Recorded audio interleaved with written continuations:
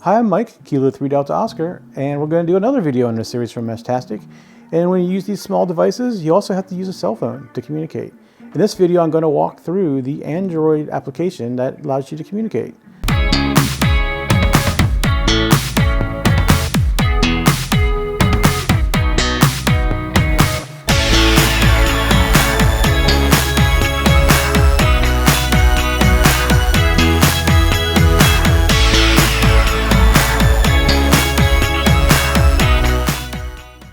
All right, let's jump into using Meshtastic on an Android device.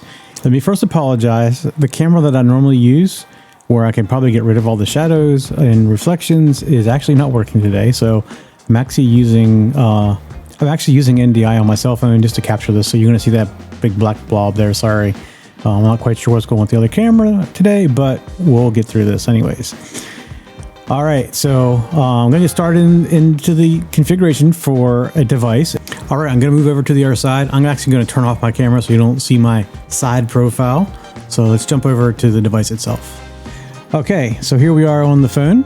Let's take a look at what we have here. So as I mentioned before, this particular software allows you to see all these different devices at one time. You can only work on one at a time, but you can select them and configure them. And then down at the bottom, so this is K3H2 is the device I had in my hand a little bit ago. It's the Heltec, and it's my number 2 Heltec because I got 2 of them in a package. And then down at the bottom, you see this checkbox. This is where you check the box if you want to set your current location based upon your phone's location, which I do because the Heltec itself does not have a GPS inside of it. So you see I already have K3H2 selected. You can see the name right here. And at the top, you see this cloud with a checkbox. That means you're connected to the device. If I was selecting another device here, I could probably connect to multiples in here right now because they're pretty close to me. Definitely within Bluetooth with the range, but I have selected the K3H2 and it's connected. So first thing we're going to do is we're going to go into the configuration menu on there. So the 3 dots, some people call it a hamburger menu. Hamburger menus to me are a little different, but 3 dots. Go to the radio configuration. And then in here, we're going to go to user. And you see in here under user, you see the long name of the device and the short name of the device. It does tell you what the hardware model is right here and also the node ID for this device. And down at the bottom, you see I have it turned off, but there's a little slide right here. I can turn off and on by touching on it. That would enable amateur radio. I don't use those features, and it's a whole different video we'll create about the amateur radio features. Even though I'm a licensed amateur operator, I'm not using any of the features, so I'm going to leave it turned off. So let's go back to the next item. Here we go to channels, and this is probably the most confusing configuration for most people. So here you see I actually have only 2 channels on this device. I have main and MAWCG, which is the Mid-Atlantic Wireless Communication Group. That's our channel. And then you'll see in some other videos I'll do, we'll actually have another one of these. We will have a third one, which is normally the default. So the default channel, if you're connected to MQTT, is quite busy. So it's still there in most configurations, but in this particular one, I took it out. So, but if you click on main, for example, this will probably be long fast by default for you. Right here, it'll say long fast. And then you see the PSK code, AQ == is the default for the long fast. And I use this for the default for all my additional channels as well. And you can see on this particular device, I don't have uplink enabled or downlink enabled.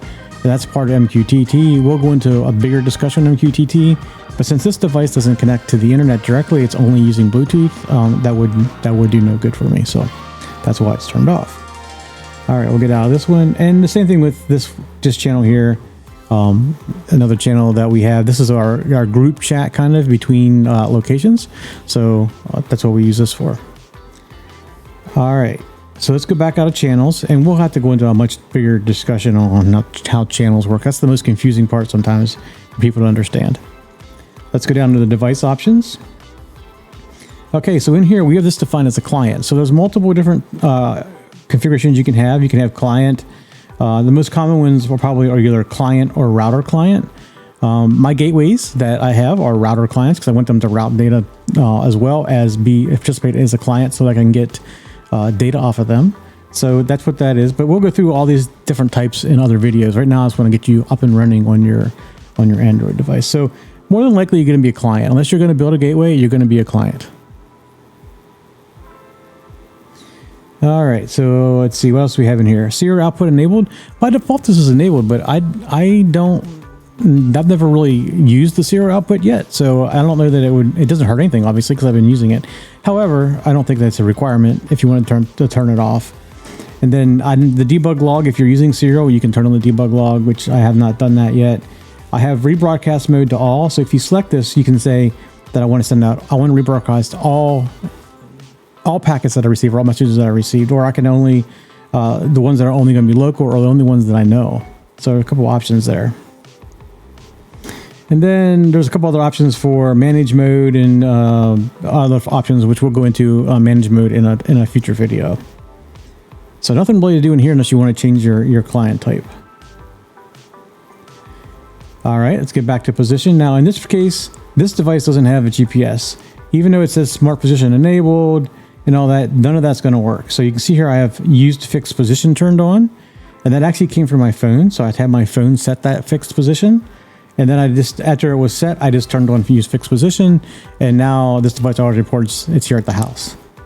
So, but if you have a device that has a GPS built into it, which a lot of them do, in fact, I would say most of them probably do, then you would turn the fixed position off, and you would turn on this GPS enabled down here, and it will take your current position off the GPS on a regular interval. So that's how you can track where things are moving, etc.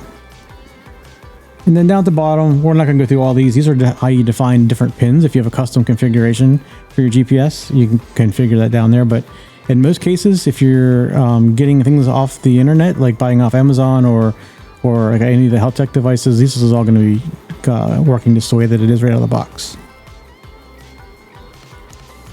All right, we get down to power. And here you don't really have a lot of choices. So you can enable power saving mode, which is not a bad option if you're using solar, but if you're using solar and you're trying to do a gateway or a node of some kind for a remote, then you probably don't want to do that because it can go to sleep and you might not be able to reach out to it. So it's something to keep in mind, because it says 300 seconds. Well, that's 5 minutes. That's a long time. That's 10 minutes. I'm sorry. Yeah, that's 5 minutes. Sorry. My math in my head. So yeah, you may not, if going to sleep for 5 minutes, you may not want to do that if you're trying to do remote management or it's a gateway or something like that. But I've never actually experimented to see how accurate this is, so we'll just skip over this one for the moment. Okay, we down the network. So here's where you can connect your device to a Wi-Fi network. The caveat with that is if you do that, unless you have a device that's different than the ones that I have, that have a separate Wi-Fi and a Bluetooth chip, which they do exist. If you have the ones like most common, they only do Wi-Fi or Bluetooth. So since I'm controlling this device via Bluetooth, I can't turn on the Wi-Fi. If I wanted to control it via Wi-Fi or over the network, I could do that. So that's where you would turn all of this. I'll turn the network on. I do have devices in another video where I'll show you how I do this in some places. And particularly in my gateway that's at the house here, it connects to Wi-Fi, and I manage it over the Wi-Fi. So, and it only has, so same situation, it only has Bluetooth or Wi-Fi. And I chose to use Wi-Fi because that's my gateway to MQTT for all the devices here in this area. So if you do use Wi-Fi, you have some options. You can use DHCP, you can do static configurations, and maybe in the future we'll do a video on that. If you're interested, please put a comment below, and I can dig into how that works. All right, we get down to the display. Most devices have a display. Even this little one that I'm doing right now has a display. And there's some configuration settings in here. You can put it so when it goes to sleep. Do you want to show the GPS coordinates in what format? So I had to use decimal, but you can do it on any of the 6 different methods that are there. Do you want the compass to be on top? Is the screen upside down? Do you need to flip it? The display units by default. Meshtastic comes in metric. I change it to imperial just to make it easier for my brain to work. Then the OLED type, I have it auto detect, and so far every time auto detect has worked just fine for all the OLED screens. And let's see, you can turn the heading on bold. The display mode, you can again change it to be inverted. You can be color, 2-color, or default. Default follows the default screen. If it's a color screen, it'll be color screen. If it's not, it won't be. So, all right. Then we come back to LoRa. In the LoRa config, we typically use a modem preset, and the most common one is long fast. That's the default, and that's long fast, and that's what we use here in all of our stuff. We use long fast, and that's what I would recommend you do, particularly if you're getting into it. If you get more advanced and you want to do, it's a little bit longer distances or something, you can experiment with it. But right out of the box, if you're just getting into Meshtastic, I would leave it long fast, and that is also the default channel name. So if you're just getting into it, you want to see who's in your area, typically long fast is still one of those channels that's available. So I would just leave everything in long fast. You can do frequency shifts, and you can also set your hop limit. Frequency shifts in the United States is 915. I don't probably recommend you make any changes unless you're really getting into the advanced mode configuration. So in the region, this is not going to be set. The region has to be set when you first come in. If you don't set that, it won't work. So when you first get your device, you need to come into LoRa and say, hey, I'm in the US. Of course, you can pick any country that you're really in if you're not in the United States. And then your hop limit is 3. That's the default. So what that means, it'll transmit up to 3 times their message. So if you transmit it and another node receives it and hasn't received it again yet, it will retransmit it. And if the next node gets it and says, I haven't seen this yet, it will retransmit it. So you can increase that hop count, but one of the things to remember is that every time you increase that hop count, the noisier the network is. So I've been leaving it at 3, and it seems to work quite well. So I haven't experimented with how much airtime it takes if I start increasing that hop count, but at some point probably here I will do that. All right, so we have transmit enabled. You can turn off transmit if you just wanted to receive only, but by default it's on. And then you can set your max power and your channel number if you wanted to do that. You can override the duty cycle if you really wanted to push your device hard. And then you can also, I do recommend that you turn on the boosted gain if you have that particular chipset, the 126X. And that just gives you a little bit more, bigger ears. This is how I'm going to put it. Okay, so now we get down to the second part of the configuration, the module configuration. And we're going to talk a little bit about this one, but there's another video coming up that talks about this in much more detail. So you can see on this device, I don't have MQTT enabled. That's because I'm not connected to a network. And if you're just going to use Bluetooth, this is something you can probably you don't have to worry about. And you can see right here, you can set the default is mqtt.meshtastic.org. That's the default for all Meshtastic devices. So if anybody is connecting to MQTT, by default, they're going to go to that particular MQTT server. You'll see in one of my configurations coming up with my node, I do not connect to there. I connect to a local MQTT server that connects to my Home Assistant. I do have a link between my MQTT for my Home Assistant to this particular MQTT series with with one topic linked together. So that's how I communicate up to the other locations that I have gateways at. Of course, you can always encrypt it. By default, I don't encrypt it. I don't send anything that's top secret or anything like that. And if I decided to use anything for image radio, encryption is not allowed. Then JSON output enabled. In my gateway, I actually do that because my Meshtastic talks to my Home Assistant and my Home Assistant reads JSON. So that's how I can get a status on my Home Assistant dashboards of my entire Meshtastic network. And then you can also use TLS if you wanted to. That's actually probably a good idea. I have that turned on in my configuration. And then if you have a proxy, like you can't get out to the internet directly, you can use a proxy. But we'll go into a lot more detail on MQTT and even what it is and how it all works in a future video. All right, next we have serial. So I have none of my devices connected to serial at the moment. This is an area where I really want to get into and dig into a little bit more.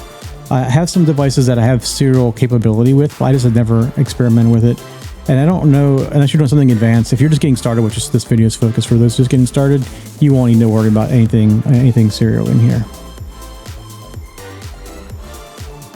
All right, and then you can do external notifications, and some of the devices you have seen in the video have external notification capability like vibrate or they play music or make different tones, things like that. That's where you can configure this as well. So here's, you can see the alert bell LED, the vibration, all that stuff's in here. I'm not going to go into detail with this one in this video, but that's where you could configure all that type of stuff. All right, then you have store and forward. And in my case, I do not use store and forward. I just retransmit what I get. So this is an area where I want to experiment, maybe do another video on. see how well it works, and all that kind of detail. But for now, getting started, I wouldn't even worry about the storing forward.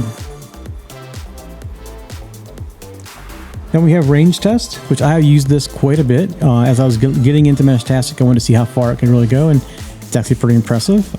So if you want to do range test, one of the things I will caution on is do not do it on an MQTT server, because they get the same range test and they get very annoyed. So what it does is you can set up both sides, and that's what I did on my node here at the house. I turned it on, and I turned one on the two devices that I was driving around on the golf cart with to do range test, and it can record to CSV. So when I came back, I can download the CSV, and then I can overlay that onto a Google map. So if you're curious about range coverage and everything, this is the way to do it. Just make sure you're not annoying anybody by leaving it on all the time, and you're not broadcasting that out to an MQTT server. All right, we have telemetry data. So none of my devices have telemetry data to send, but this would be something like you want to send, well, there's something that does automatically, battery and stuff like that. But if you wanted to send like a temperature or wind speed or something like that at a location, you would use this to set up the telemetry. That's how you can get that sent back or sent to the network. So I do not do that anywhere at current, but I am experimenting with a solar node that I just 3D printed. So in that particular node, I may be doing that in the future. So if so, I will put that into a future video.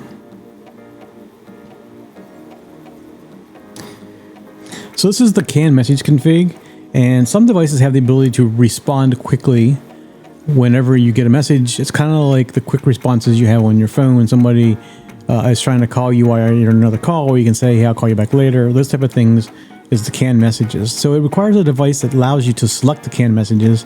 I don't believe any devices that I actually own have that ability. I've seen some that they've attached knobs to where you can select and click the knob and send it back, but none of my devices have anything like that. My keyboard devices might have a way of doing that, but I haven't quite figured it out yet. But if you do have a device that can do that, this is where you can configure all your CAN messages. All right, so we're going to skip over audio for this one, but so let's talk about some remote hardware options. So this is how you can configure remote devices.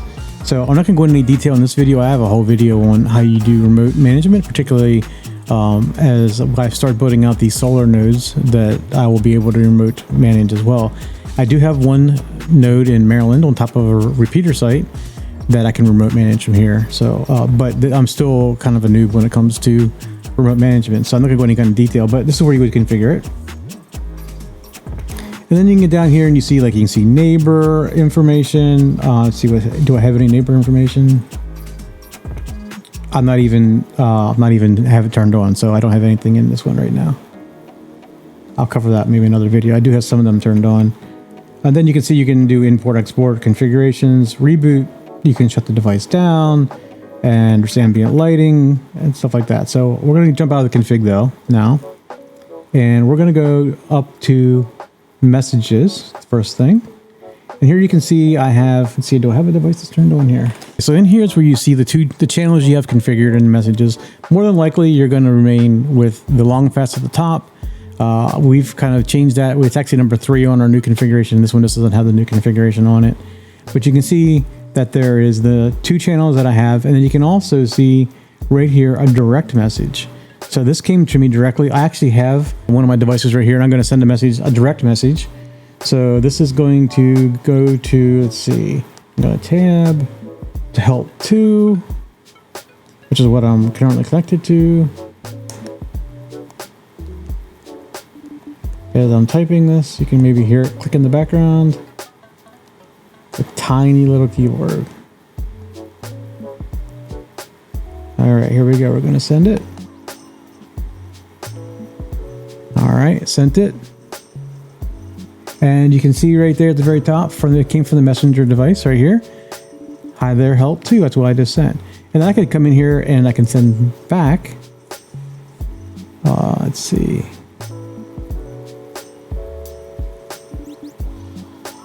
And it is the right spelling. And I'm going to send it back. And you should hear, or there it is. I don't know if you can hear it. There's the message that came across. So if you are in let me see here real quick. Do I have anything in any of these other ones? So you can see here I was doing different testing on the main channel. with different nodes. And here, this is actually a node from Maryland that I was testing with when I got that node set up in Maryland. So I'm here in Florida. This came via MQTT via my gateway here and the gateway that's up there. So that's what that is. If you want to send a new message in any of these, you go into them, and down at the bottom, you just click and type in your message and you can send it. All right, if you come over here, you see all the nodes that you see in the area. For example, there's my Maryland gateway. You can see all these different people. That's because it comes through MQTT. That's one of the cool things about MQTT is you can talk to people all over the world using Meshtastic. And as it gets more and more popular, it's going to get busier and busier. But you can see these are all the different nodes that this particular little Heltec device, this tiny little device, via Meshtastic has talked via the gateway to MQTT to all these different places around the world. So that's one of the neat things about it. I don't know if I'll see a map. Well, there's a map. So you can see some of the nodes that I've talked to over here. And then you come over here in the US and you see some of the nodes. And if you scroll down into here, it's down here where I am, you should see a lot of nodes down here. Yeah, so you can see some of the nodes down here. But anyways, you can see on the map where all these different nodes are. I don't want a waypoint. Sorry, didn't mean to do that. And if you touch on one, you can kind of see some details about it. And I should have gone through that about these nodes too. If you want to look at a particular node, like let's go down here and pick one. Here's one called Mobile Toy. So if you want to send a direct message to them, you click on direct message. If you want to know where they currently are located, you could just do a request position. There is something equivalent to a TCP/IP trace route. It's a little buggy maybe. It doesn't always work quite right, but that's what that's there for. And you can also say, I want to completely ignore this person if they're annoying you or you don't want to hear the messages, so you can ignore them. And you can see some detail over here too. You can see their battery percentage, their battery voltage, and stuff like that. So you can see some of these are kind of old. This device that I'm using hasn't been plugged in for a long time, so it's just picking up data now. All right. And if you wanted to share your configuration of your channels, you can come over here and you can have somebody take their camera and take a picture of this, and they would be able to get the configuration for your channel configuration. The other thing you can do is you can copy this URL and send it to them. So that's a quick way to share what your channel configurations are. That's kind of how we do it. We have on our website this configuration. This is wrong. This is not the most current one. And then we come back to where we started, the Bluetooth screen. So hopefully that was a quick overview of how to quickly get started in Meshtastic on an Android. There's so much more to this, and we'll have many more videos coming out in the near future on all different parts of how Meshtastic works, all different features, and there's new features being added all the time, and there's new devices coming out all the time too. So it's a very fast growing and a very popular thing right now. Kind of in this world of uncertainty, I think it's what people are looking for is maybe the emergency communications, and it's a very low cost. All right, well, I hope you found that interesting and helpful to get you started in Meshtastic, with so many more videos we are going to come out with here in the near future with Meshtastic. But I wanted to first get out the Android and the iPhones because they're the most popular things that people are using, just to get everybody started. So hopefully this was a good overview of how the Android application works with Meshtastic. Next video will be on the iPhone, coming out next week. If you found this video interesting, click the thumbs up button below, click the subscribe button, and click the bell icon so that you get notified when the next video comes out. We'll see you in the next video.